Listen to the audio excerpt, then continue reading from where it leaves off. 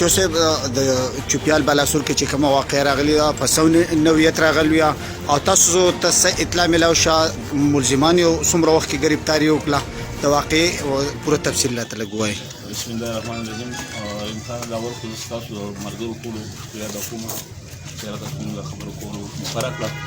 دا خو مونږ ته اطلاع ملو شو په ټلیفون باندې چې را د سي واردات شوی په بلاسور کې او مونږ زه په ګش باندې ما سره نفري مخې په موبایل کې موجود و مونږ بلاسور ته تلاړو اطلاع مې نواب خان لوخ ایشتو سب مټه دا جرا په سیم پاور نو تقریبا 15 منټ کې موږ ورسېدو یا زیات نه زیات 20 منټ یې غسېدي مونږ چې لاړو نو ملزمان په هغه کور کې وو په کور کې نو خا تپای وسو خو الله پاک رحم کو ملزمان چې گرفتار شو درې ملزمان په گرفتار کو دا وینا 9mm پسټل او کلاشنکوف په مقابله برآمد شوی. واقع څه نویت څه وجه کېږي د واقعي نویت دا چې دا د غیرت په نوم باندې قتل شوی دی ځکه چې دا زنانه چې د یو شور د مخ کې دارالمان ته تلوه بیا د اسخر یا نور کسانو چې هغه بیا په ضمانت باندې راوستي وو په غیرت په نوم باندې قتل کړل. درې ملزمان او درې وانه ملزمان گرفتار شو دي په ماده څنګه 15-20 منټ کې ایشتو صاحب نواب خان انسپکټر صاحب عمر رسیدل او د مټینا او دا مرګري ټول ولاړ دي دوه بکتري وي مونتریو والله پاک رحم کړه په 15-20 منټ کې د مونږ رسیدلو موږ کومه ایفورت وکړ او دا الله پاک کامیاب وکړ او په وخت باندې ملزمان گرفتار. د ملزمان د دوی سدي پرشته کې خاونې د اسخرې دی او یو لیور دی. بابا خپل نوم راته وای او دا کومه زنانه چې مړه شو دا دوه ستاسو وي. زمانو سید غواس ته او دا چې مړه شو دا یو زما خضر او بل ملګرو دا زما ورارو کور غواړو یار لسکاري شي یار خو راځو بس تنازع ورنه بس څه خیر زه په نه په ما سره قرآن خورل چې را دا غره په هغه غرق او انا خبره کنه مرګونو په ادوار دا په سعودي کې اوس راغله یا تلو بیا ما جو ما ته وی چې دا بالکل پاکه دا رحمان ته الله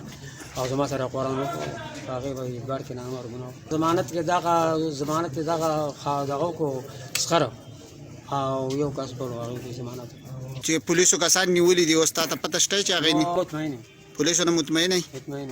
نوم دې د بلاسور پړ د شاړی سیزن کې جی کوم واقعیت چې شوی دا زمانہ په نخواته سیټ د 300 فوټه فاصله دی تقریبا د دې واقعانه مخکې دا زموږ د محمد زید خان سچو صاحب چې د تقریبا د 15 منټ نه والا 19 منټ پورې دې منځمانه کې د ځان حاضر کړل د غزا سره د پولیسو او دا کسان په فورن لکه گرفتار کړ نو موږ د دې ډیره غټه شکریا ادا کوو او دې ډیر په تیزی سره رااله چې زما د نظر د وړاندې دی روانو د ماشومانو په شان لیدلې پاسېدلې او لکه ډېر غټ محنت کړل په ډېر غټ محنت لکه دا گرفتار کړ دي او زه د پولیسو د دې سچو صاحب او د مرګرو د ټولو پولیسو د ټولو محترم او نواب خان جدينو د دوم ډېر غټه شکریا ادا کوم د ټولو پولیسو والا مر دې د محنت په خپل سترګو لیدل دا اورېدونه دغه نه د قشن برای راس ما لیدل او ما د आवाज مو کو چې لکه ډېر په تیزی سره روان یو غر دی کنه لکه اوار هم نو دا هم ډېر غټ محنت کړل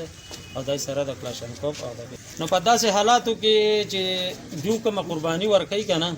او دا ټول پولیس والا داسې قرباني ورکړي نو لکه داسې غلط حرکت یا یو مجرم به